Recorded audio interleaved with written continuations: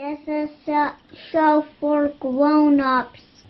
And they say bad words. And they say bad words. Say final warning.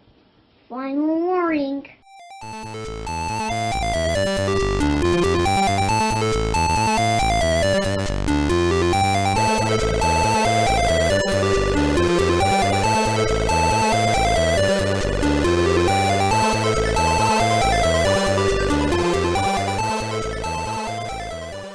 Hello and welcome to the Pot of Blunders. My name is Nate Magnuski, and with me today is Jake Duerksen, writer and designer of the amazingly well-researched Celtic 5th edition game, Heroes of Tara. Jake, how the hell are you? I'm good. How are you doing? I'm glad to be here. Thanks for having me on. Oh, no problem. I'm happy to have you back. I'm saying have you back because, unlike what our listeners know, you've already run a game of this for us. Yes. Yeah, I had a lot of fun with that. You had a great team there. Oh, thank you so much. I appreciate it. And my players are still talking about that game a few days later, and that's not something that I'm familiar with, so I'm very jealous of you. Well, that's absolutely high praise as far as I'm concerned. Well earned, I gotta say. To start us off, why don't you tell us, how did you first get into role-playing games? I've been gaming, I'd say somewhere around 12 years now, give or take. Always been fortunate enough to actually kind of have the same home group of buddies that I've known since high school or so. Very fortunate in that fact. And one night we were just hanging out. It was like 3 a.m. We were drinking and we were just saying like, damn it, you know what? Let's start playing D&D. And we just grabbed a 4E box from somewhere. I don't even know who conjured it. And we started from there in one friend's basement. And like over a dozen years later, we're now in another friend's basement and primarily occupying ourselves with 5E. We had kind of a period of passing through 3.5 and Pathfinder, and we always generously explore other settings, but D&D has always kind of been our home.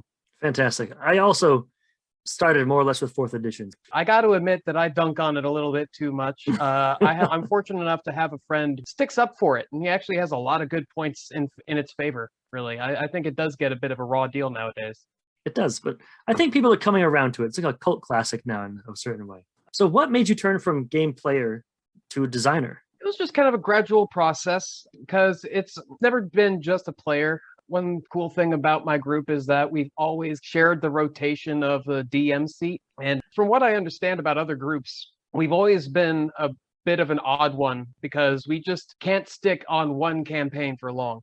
And we keep them all in rotation, but just to keep ourselves interested, we usually have at least 4 or 5. I think right now we're at a low point of maybe 3 campaigns active at a time, just in active rotation. And I barely keep track. I have friends who have like these spreadsheets written out, and I just rely totally on them to keep the schedule. And I just ask every week, so what are we playing tonight? Yeah, so we were DMing, and just from there, it became mostly DMing and then mostly homebrewing. And we pretty early broke out of playing with modules, or we very quickly learned to just kind of, pick apart and Frankenstein modules for the good stuff, that sort of thing. And I don't know, it's just always been kind of a homebrew table for plot lines and campaigns. And this is honestly the first thing that I've ever really tackled in earnest. I would say this is my first public project, my first project of this scale, certainly. It's just all been kind of a process of jumping in feet first. I'm stunned to hear this is your first project, given the level of professionalism I've read in your player's guide. Well, thank you. I appreciate you saying so, yeah. I know you have a team around you now helping support with art, with layout. Yeah, and all that. yeah, absolutely. A lot of very talented contractors on board now. Yeah, but the fact that they're just a recent addition to this and it's already at this level, I'm again stunned that you were able to pull that off. Well, I should say I've been working on it for some time before I went public with it. I had about 2 years of just working with it. I mean, you might not be surprised to hear that it really got into high gear with the shutdowns and everything. When I was just kind of sitting around with nothing else to do, this is how I committed my time and the end product. Some people, they got fit, turned their homes into gyms. Other people, they learned a language or an instrument, and this is how I spent my shutdown. I mean, there's worse ways, that's for sure. Yeah. I'm thinking now that I probably should have led early with this question. Tell us about Heroes of Tara. Like, what's your 2-minute pitch? Right.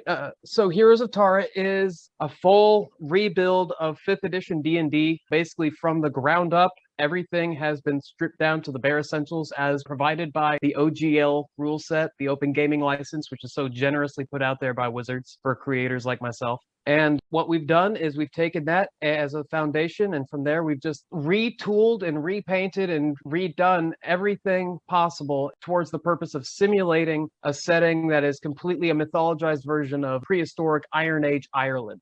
If anybody out there is at all aware of the mythologies about the hero Cuchulainn or the Tua de Danann or the Fomorian giants, some of these names you actually might recognize from playing D&D. The Furbolgs, for example. This setting is basically an authentic representation of where all of that came from. This is trying to be as true to the source material as possible, and I'd like to think that I've done a pretty extensive job of that.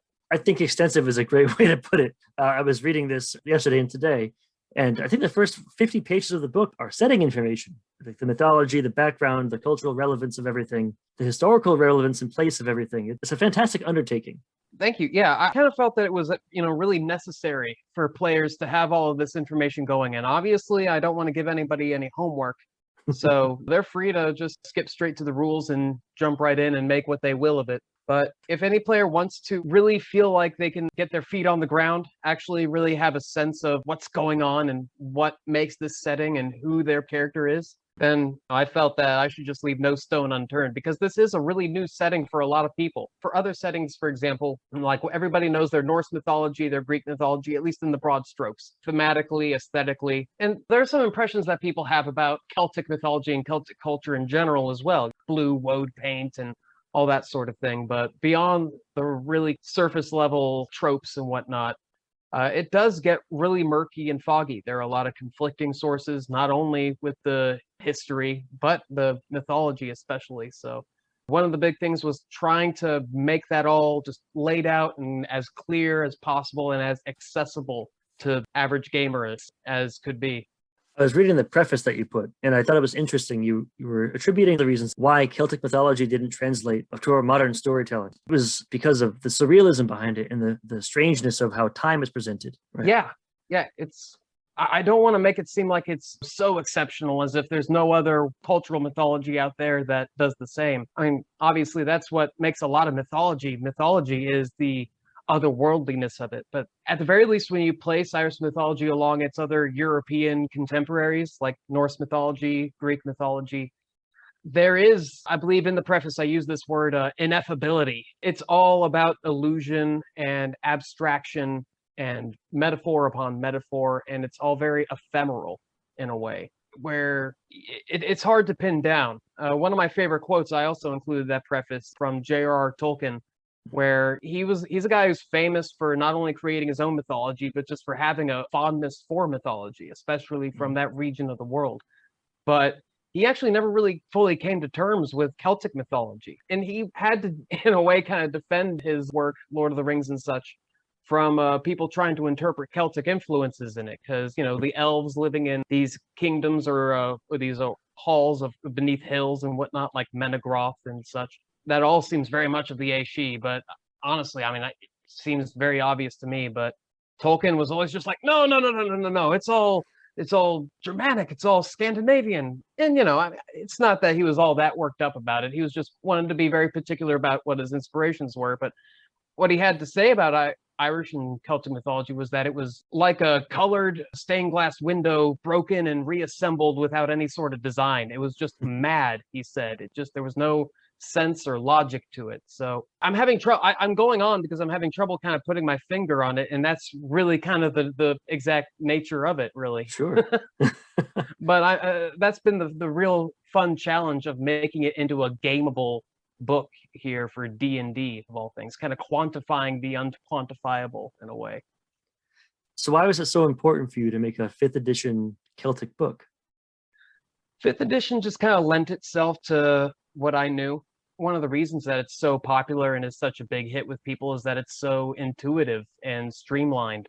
And I feel that there's a lot of factionalism over editions of D&D nowadays. And you go with one particular edition because you're interested in a very particular sort of play. But honestly, I feel that that's all more cultural, if you get me, where that's just more of like the schools of thought of how the systems are used. But when you strip them down to their bare essentials, 5e, 3.5, 2nd edition, any of them really, they can be retooled and rebuilt using those basic elements to just kind of make any sort of game you want. And that's what I've really found with 5th edition. So that's all to say that I suppose it could have been any edition.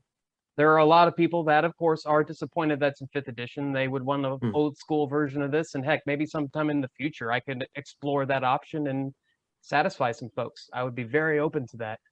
No, 5th edition is simply what I knew best. And it actually lends itself to this setting where 5th edition is known to be a system for super powered gameplay, where you're bouncing off walls and you got 3 death saves and all that sort of thing. It's kind of hard to keep you down, and that's fine. And that actually really lends itself just great to this setting, because you look at the source material and you see what the heroes are getting up to, and it's some really insane stuff, like hyperbole to the extreme. And I have tried to interpret a lot of that mythical hyperbole as literally as possible. So it's like this interesting contrast where it has all the trappings of like a low magic, historically accurate setting where everything seems very kind of humble and gritty and ruthless gameplay, and everybody lives in reed thatched mud huts and such. But when you start playing and you actually get into the adventures, you see that this setting is as high adventure and colorful as any other like high magic, high fantasy setting out there, really. And I think that's one of the really cool dichotomies about it, really, is you get this unexplored setting out of it in general, where I feel a lot of people are always saying that fantasy RPGs need to branch out of European medievalism, and I cannot agree more. Absolutely. There's a rich tapestry of cultures out there we could be exploring. And just by my own personal interest and temperament, I wanted to start here with Iron Age, Northern Europe, I suppose, specifically Irish mythology, because this body of work was just here suggesting itself, just lending itself to be interpreted. I feel like I'm coloring this book as a setting guide, and it's not that at all. This is a player's guide. Well, it's both, Right. But you have full playable ancestries, you have new character classes. Backgrounds, feats. Thank you. Yes, absolutely. Yeah. Several new mechanics to help flesh out the simulation of the setting. What do you think would surprise people the most who are normal, traditional 5e players? Like, what's the most shocking change? Shocking? Without a doubt, that would be that players are enabled to create their own wondrous items through head hunting. It's probably the most grisly aspect of the game, but for those who might be a little queasy about that, which is perfectly understandable, be assured I put an option in there that if that's not the sort of game they want to play, it could be retooled and remade totally. But yeah, one part of simulating the setting is not pulling any punches, in where this is a historical setting of our own prehistory, and folks were pretty gnarly back then. And the ancient Irish in particular, Celts in general, though of course it varied from region to region and period to period, practiced headhunting, where it was not only a factor of like taking trophies and declaring your own prowess and glory by how many heads you collected. It was also this spiritual practice where you were asserting your primacy over the other person in this life and the next, and acquiring a portion of their spiritual vitality. And I've interpreted that in the game, this acquisition of spiritual vitality through collecting these totems, to where if you keep these heads on your person, they express these wondrous item abilities and effects like you might find in a typical 5th edition sort of thing, like say one of those jade figurines or something that turns into an animal in 5th edition. There's probably going to be an odd equivalent of that for this. And you might say, how's that going to work? That sounds like it's fairly weird. Well, yeah, one of the great things about this body of mythology is I have been liberated to be as surreal and odd as possible where need be, or just where appropriate. And this is going to be one of those times. The taking of heads is something right from the mythology. Is it god Bran? Is he the one that had? Oh yeah, he was a Welsh character, absolutely. But right across the water there, very much in the same sort of world there. But yeah, that's Bran the Blessed. Also, that's kind of his anglicized name. In Welsh, he was actually known as Bendigeidfran. And yeah, he's a character from the whole Welsh body of poetic epics known as the Mabinogion. And believe me, I looked at those long and hard for ways that I might be able to integrate that. This is, of course, primarily focused on Ireland and Irish mythology, but I've tried to borrow or integrate or have appearances of the neighboring mythologies and cultures where possible. But anyways, yeah, so The myth you're probably referring to is where he actually invades Ireland. His sister gets married off to an Irish king. The Irish king is abusive. She sends this word on with a bird back to Bran. He hears about it and just goes, kind of Trojan War on the Irish and brings all of the Welshmen over, and they have this huge war where everybody dies horribly. And then at the end, it's just a few surviving Welshmen and Ben the Great Friend's severed head. And he's, of course, by the way the logic works, still alive. And he just tells them, like, all right, so here's what you need to do. You need to take my head, and then you need to take it all the way back to where the city London will one day be built. And you need to bury my head under this hill. And the myth goes that the Tower of London is now built on top of that hill. That's a whole tangent that I got set off on there. Sorry, but I do love that story. It's a crazy one. A great example of what I'm talking about. I'm so glad you had the whole background ready just to extemporaneous things out. Oh, well, it's amazing how you do see these motifs kind of weaving themselves throughout the whole body, and it's a vast body, like I said, spanning regions and periods. So when you see these themes kind of repeating themselves in a way after you expose yourself to the source material long enough, you see these common threads come up, and that's really what I've been trying to kind of grasp a hold of and really relate to the players in this book. So what tips do you have for players and GMs to make their whole experience, either the characters, the stories they're telling, more authentic? Well, first off is I made reference to the fact that the characters that, 5th edition is very well suited for this setting, given that it allows for rather superpowered characters. And that's not understating it for Heroes of Tara. If anything, Heroes of Tara characters are actually a bit more powerful than your average 5th edition character. I believe when we actually played our session, couple of days ago, we had 3rd level characters, and I mean, you would probably remark that they had a few more features than your typical 5th edition 3rd level character. So I really did pile it on, and a lot of people will be shocked by that, no doubt. And they have, that's a fair reaction where they will say, wow, pump the brakes. This is going a little bit crazy. But I say to them, just keep perspective by looking at the source material. Some of what the great heroes like Cahalan and Finn McCool are capable of doing just absolutely overshadows even what the level 20 characters are capable of, which is still quite a bit. So if it looks like player characters are just, knocking them down, don't worry about it. DMs, don't panic. Just keep sending enemies at them because they'll get confident and they'll overextend themselves eventually. And that's possible because probably one of the biggest differences that is actually a very small change that makes a world of difference for this game setting is the alteration of rest times. Short rests and long rests, which were 1 hour or so and 8 hours respectively, have now been lengthened to 8 hours and 7 days.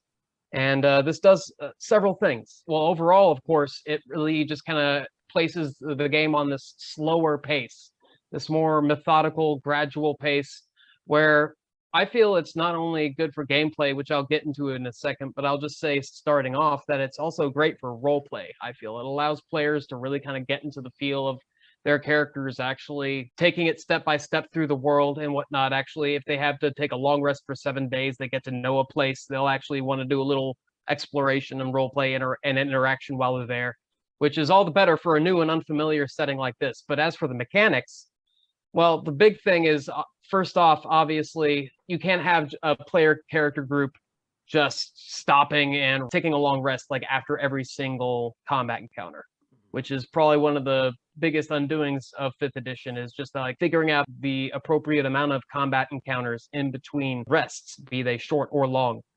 And now you have time to do that, not only between long rests, because the characters are gonna really have to portion out their time and scheduling and whatnot if they want to get anything done, but between 2 short rests, which are kind of an 8-hour sleep overnight each, a whole day, that's plenty of time to fit in 2-3 combat encounters.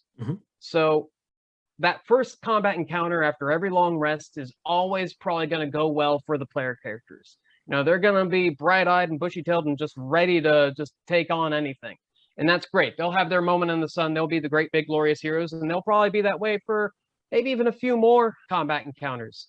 But it just becomes a matter of attrition and endurance, and eventually they'll be walking that knife's edge. And that's where the fun of it really comes in, especially when you look at the point management system that I put in with the class mechanics. So I suppose that would just be my primary tip to players and DMs is don't sweat that it seems a little overpowered. It's all well in proportion if you know how to pace it out. I know in our playthrough, we got to a point where we had to make a choice because we were at a crunch for time. We could either press on to, I don't want to spoil anything, but to go deal with the matter at hand, or we could rest, we could regain some hit points, regain some spell slots. And we decided, like, given the 8 hours for a short rest, we would deal with the darkness and just press forward because that was the best option for us. Yes. Yeah. Any absolutely. other game, that would have not been the case. It would have been like, well, no, we'll just sleep for an hour. Like, we'll hang out, we'll have a meal. Yeah, it's like there's this campfire here. We can grab a short rest, right? Yeah, come on. But yeah, no, it is different. Absolutely. Welcome. It's a welcome difference for me because it does make downtime more important. It does make combat more important. It's just it sets a realistic pace to the game. Yeah, it is actually something that heck, if people are wanting to experiment with their typical 5e games, that might be a house rule that people might want to experiment with. Yeah, absolutely. So if there was one thing, location, an item, deity, etc., from Heroes of Tara that best exemplifies a setting, what would it be? It would probably be the primary duo of Ireland's great heroes, Cuchulainn and Finn McCool. I mentioned these guys not only because they're kind of top of the heap when it comes to the mythological characters, they're the most recognizable. They're also a great gateway into the whole body of work through their stories and narratives. But they also were really foundational for inspiration of the game. Cuchulainn was basically the archetype that provided my design for the Warriors of the Red Branch class, and Finn McCool served the same for the Fenid class. They both occupy their own cycles or arcs, you might say, which take place several centuries apart. So in the mythologies, they never really cross paths. But I think they also exemplify what probably excites me most about this game. And if there are any other people out there who are already big fans of the mythology and kind of know what they're getting into, I'm hoping this is an exciting element for them too, where it's kind of like a mythological Avengers crossover where I've integrated both of these guys into the setting now. And this setting is like a timeless conglomeration of all the myths in history that spans about 3 to 4 centuries, just kind of brought together into this great big mix. The idea of Cuchulainn and Finn McCool kind of crossing paths in a game where you're negotiating with either of them. I mean, they could be your allies or your enemies just as easily. And that's the big exemplar for me. And then I get on to thinking about people crossing Cuchulainn in a bad way, and I just get this evil grin on my face because if anybody knows him, I liken him to the Achilles of Greek mythology, and that's pretty appropriate. He's even scarier than Achilles, I would say, but I'm going to leave that for players to find out. So by the time this comes out, your Kickstarter will be underway for about 4 days. Yes. Yeah, the Kickstarter, by the time people are hearing this, will have begun on July 1st, and we are continuing throughout the entire month of July, a whole 30-day campaign. Minimum goal of $8,000, and that's really just kind of the most humble anticipation that we can have to just get anything out there. But we do offer plenty of stretch goals, which just will build up and up on this thing, like several new tribes, as we're calling them, new ancestries or races, however you want to address them.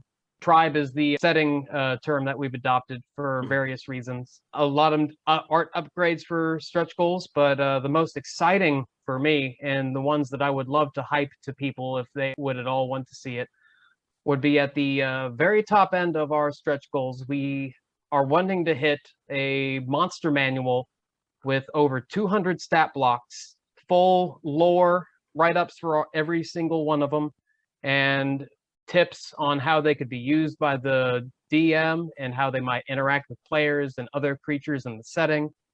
And then after that, I would like to also put in a DM's guide. Just have the whole, classic trinity of the big books. I need this to happen. So, so that's your favorite stretch goal. What are some of your pledge levels?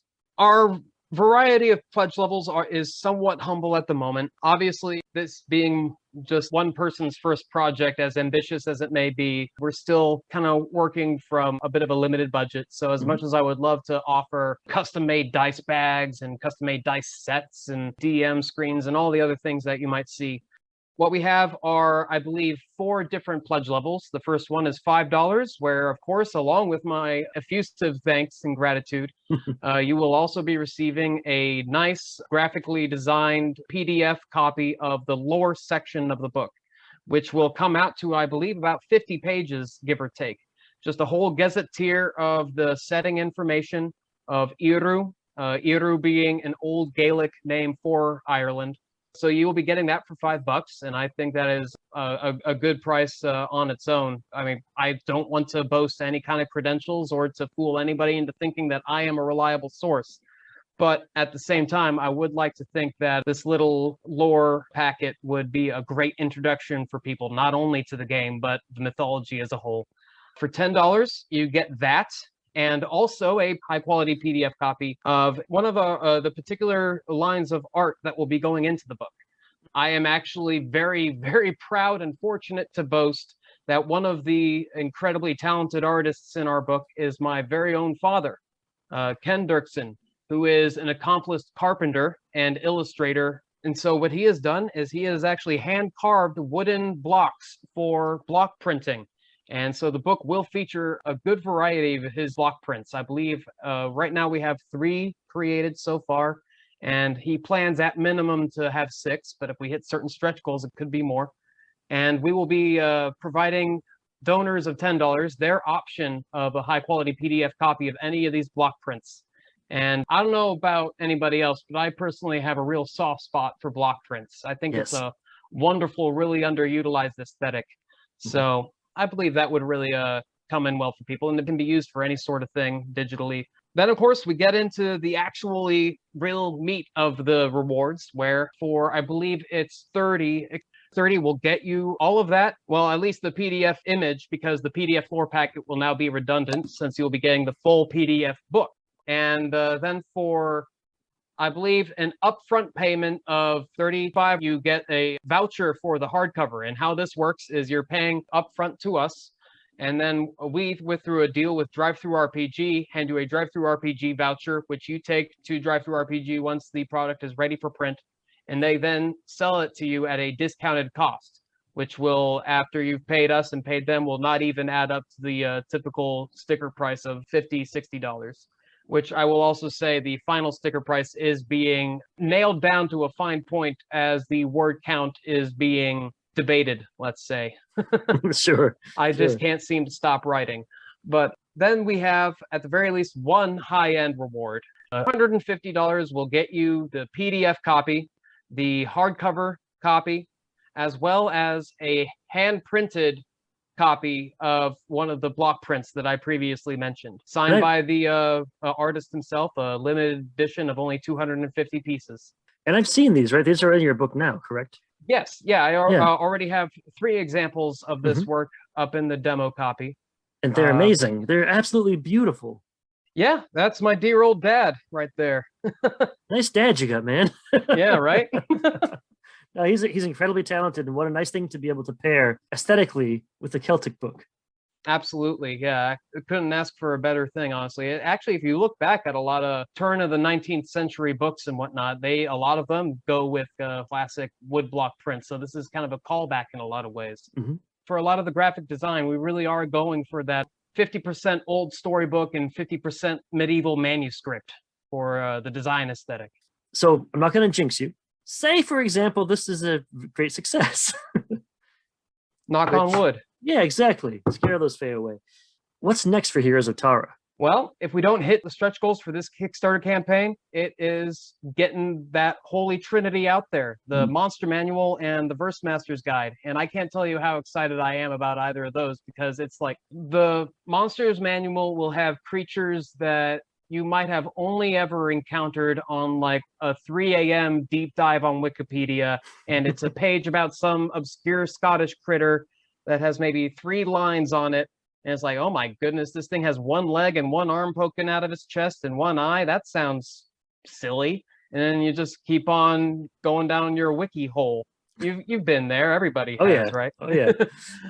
Those creatures are going to be in there. About 60 plus otherworldly creatures, fae, otherworldly beings, constructs, spirits, all of it. And it will bring to life this fantasy setting that you've never really interacted with before. We have 60 plus NPC stat blocks, each of them with kind of their own character archetypes, like, different flavors of warrior for you encounter, because humanoid combat is going to be a big part of it. You're not just going to be slaying the dragons, you're also going to be embarking on cattle raids against rival clans and having these feuds with warriors and all that sort of high mythic jazz. And all of these stat blocks are going to be coming with unique features that make them more than just a bag of hit points to smack down. They're going to have these role play elements to them, especially the fae. One of the favorite guys that I've played with so far in playtesting is this critter called a Cluricon. He's like a cousin of a leprechaun. And he puts out this aura of drunkenness where he loves to slip into mortal feasts and parties and just hang out. And he's disguised so nobody knows that he's come in. But he exerts this aura of like about 100 feet. And anybody within that aura who takes even one little sip of alcohol passing their lips, they got to make a save throw. And if they fail, they just become incredibly drunk. And I have this confusion effect D6 roll table for all the sort of things that you might get up to while you're drunk. And that's just one example. We have a cat she, a kind of phantom cat that might steal your soul if you've been knocked down to 0 hit points or just caught sleeping. And then it becomes this whole quest about having to chase down this critter and reclaim your soul and whatnot, at least for your party members. So it's just every single encounter, I want to have this genuine potential to tell a story in and of itself. And so the monster manual will be great for that. But then we got the Verse Master's Guide, where, all I can do for that is list out the various features, which would be like all scales of special combat, single combat rules for duels of honor between champions, cattle raids, which were a huge genre of story in the original mythologies. Cattle raiding is like the national sport in this setting. That's basically going to be mechanically played out like if you've ever played a multiplayer game like Call of Duty or Gears of War or something where they have a horde mode and the waves of enemies just keep coming and coming. And it's an endurance test of how long can you hold out round for round? And the longer you do, the higher you score on all the cattle that you're stealing. And cattle is actually, they represent the currency in this game. There's no gold, silver, copper. We have a coinless barter economy, which is based on cattle. Now, you're not going to be required to actually lead around cattle by the nose like literal pieces of currency. No, they just represent the value, and everything has actually been appraised by the Brehons, who are like these cultural judges of the people. And all the Brehons have appraised every single conceivable piece of treasure and property, and they've assigned this abstract value to it, which is in some way, relatable to the value of a cow. So now you have this barter haggle economy where nobody is really carrying around coins, but they have these home bases full of all the stuff and the cattle they've raided and rustled up and everything. And they can it might sound weird and inconvenient. Like, how the heck are you going to spend anything while you're traveling on the road? Believe me, it's all taken care of. The explanations are all there in the economy section. And it all makes sense, really, just for like getting, not only providing a gameplay mechanic, but involving you in the world even a little bit more, kind of getting you into that role play. And that's something that people will notice, is there's not a single mechanical element in this game that does not somehow have the role play, like by design, just woven straight through it. It kind of encourages these particular choices, not to say that you're being railroaded or forced into anything, but it really kind of gives players these helpful cues of like, oh, okay, so this is how this setting works. This is how my player gets along. Cool. And the Verse Master's Guide will just be full of more of that in every conceivable direction. How the gods interact with you and what you might get out of them, ways of navigating the planescape of the other world. Dude, there's an entire planescape. It just keeps going. I'm starting to just sound like I'm gushing about it, and obviously I'm biased. But you shouldn't be biased. It's your book. Right. I think my listeners appreciate that. They can hear the passion in your voice. This isn't just some like, I thought it'd be kind of neat, so I did it. you're invested in this, like, all the way. Yeah, and I mean, if Heroes of Tara is all I ever do, if that's all I ever wind up doing, that'd be fine by me. That'd be great. I would always look with pride at this book on my shelf. I've actually been really surprised and really lucky, honestly, in all of the source material that I have found and been provided with for Heroes of Tara. I didn't know that going in, but I found that the rabbit hole just keeps going. And I can't verify where I heard this. I wish I could cite an actual source. And so this might just be malarkey. I have heard, and honestly, just from personal experience, I wholeheartedly believe it, that Irish mythology, as it was written down by the early monastic clerics of early medieval Ireland, is actually the largest preserved body of Northern European mythology, like just of any of it, by word count. Like it even outdoes the Icelandic Eddas, apparently. Wow. And I would definitely believe it, because there's the big stories, and everybody can get those written down and listed out after only a little while of looking into the subject. But then there's just all of these side corridors and rabbit holes. I keep using that phrase, rabbit holes, and it's appropriate because it just all this little minutia that keeps on running out. And it's like the side or background characters in one of the big main mythologies you find like has his own little spin-off series, if you want to call it that. And it's absolutely wild. So I've had some concepts that I've had to leave on the cutting room floor because there just simply wasn't enough to work with, to bring it fully to life, unfortunately. So I would love to give every single possible culture in the world this sort of loving attention, but it's just a matter of what we have to work with. So before I let you go for the evening, what's one thing that we haven't discussed yet that you just really want my listeners to know? So I think what I would love to emphasize to people is that I have tried my hardest to provide a toolbox for you to work with here, but this setting is not intended to be a museum. I did not intend this as a way of like me taking you through this setting that I'm very precious about and saying, oh, just look at it and how literarily inspired it is. Isn't it all very nice and historical? Jump in, go crazy, make it your own, do what you want with it. This is a toolbox, not a script. It's not a museum. You don't have to make your game tables, Ériu, have everything that I involve in the book.